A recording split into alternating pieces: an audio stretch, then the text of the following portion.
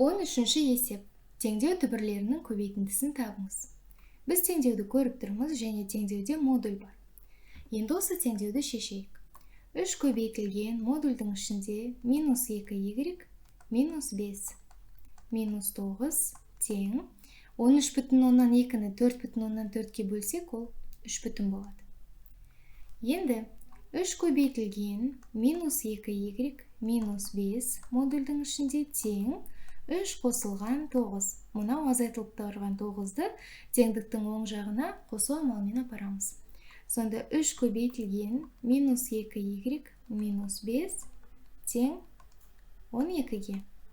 Енді осы жерден минус 2y минус 5 модульдің ішінде 12 бөлінген 3 болады. Себебі 3 теңдіктің сол жағында міне көбейтіліп тұр. Сонда модульдің ішіндегі минус 2y минус 5 тең болады 4-ке. Енді модульдің ішін ашайық. Бізде бірінші және екіншісі бар. Себебі модульдің ішіндегі сан ол минус 4 болуы мүмкін, немесе плюс 4 болуы мүмкін. Ол модульдің ішінен минус 4 болса да, плюс 4 болса да, плюс 4 болып шығады. Минус 2y минус 5 тең минус 4. Және екіншісі минус 2y минус 5 тең плюс 4. Енді осыны шешейік. Минус 2y тең минус 4 плюс 5, минус 2y тең плюс 1, үлкеннен кішісін азайтып, үлкеннің таңбасын қойдық.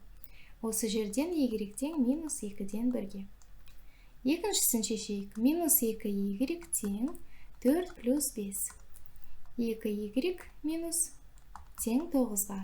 Осы жерден y тең 9 бөлінген минус 2.